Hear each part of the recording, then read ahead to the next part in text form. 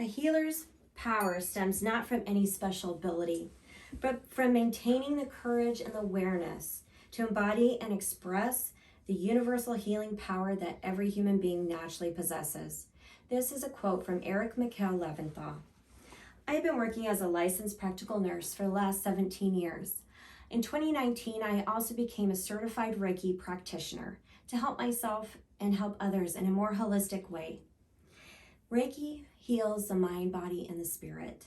Today, I'm going to share with you what Reiki is, how it helps with healing benefits, and also a Reiki session. Reiki is a form of Japanese natural healing. Reiki translates to universal life energy. Lisa Power is my Reiki master practitioner. She has been teaching the last 20 years, and she has taught over 100,000 students in the ways of energy work and healing. She wrote in her Master Manual, Reiki 1, 2, and Master Manual, that for centuries Reiki was being used before Mikao Usui rediscovered it in the late 1800s. WashingtonPost.com reported in 2014 that UCLA did a study that found 60 U.S. hospitals now utilize Reiki healing as part of their patient services. I have personally seen Reiki help with acute illnesses, chronic pain, inflammation, depression and anxiety, and wound healing. Before we can get into Reiki, we need to understand what the chakras are. Chakras are the energy centers of the body. There are said to be 114 different chakras in the human body. Reiki centers on the 7 main chakras. It is the crown, third eye, throat, heart, solar plexus, sacral, and the root. Amy Lee and Chad McCree in the book A Little Bit Chakras explain that each chakra is linked to a different organ, color, sound, and many other things. Now that I've given you a little bit of the background of Reiki, I'm going to show you what a Reiki session entails. Before I start, I like to set the mood in my space.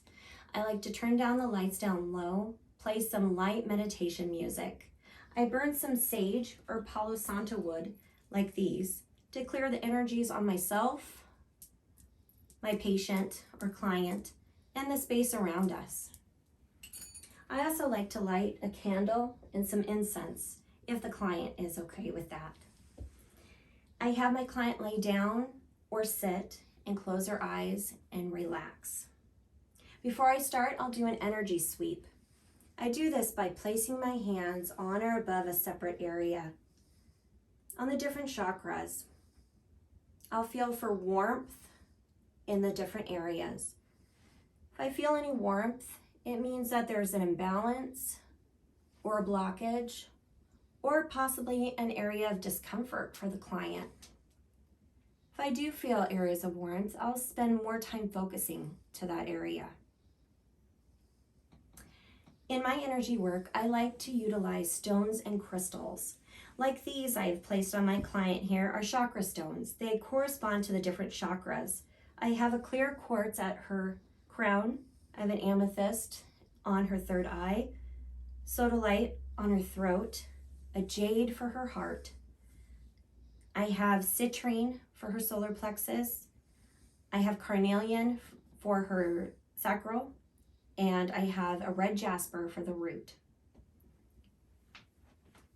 With a healing session for hand placements, you want to hold the placement and rely mostly on your intuition on when to know when to move. I'm feeling for an energy shift. Some people will start at 3 minutes at each area and then move on, but I use my intuition mostly. I will do the same hand gestures over each chakra region. If the client complains of any pain or discomfort to a certain area, I'll spend more time focused on that area. A A Reiki session can typically last about an hour. Even after a session is completed, the energy continues to move and continues to help heal even after it's completed. After the session is complete, I have my client drink plenty of water. This also helps release the blockages and helps prevent fatigue.